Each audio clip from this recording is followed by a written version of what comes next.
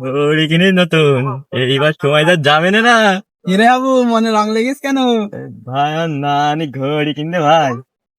এই ঘড়িতে আমার দেখি আপে না দেখি। ঘড়ি ভাই। এ তো ওয়াটারপ্রুফ বলি যে। কি করতে ভাই, এত তুই তুই বুঝলি কি করে? বিদেশি ঘড়ি পাগল। দেখি ভাই, একটু টাইমটা দেখি।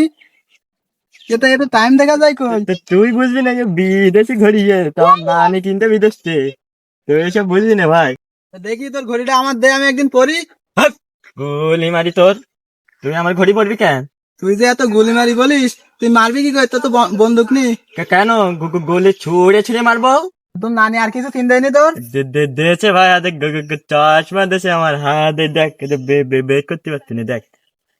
এই দেখ, চশমা ভাই। শরবত কালারের চশমা, এর চশমাটা তো চোখে দিলে সুন্দর দেখতে। লাগবে না আমার? ঝক্ক নাক্ক লাগবে না এবার আমার? হ্যাঁ, তোর এত স্টাইল আসি গেছ কেডা?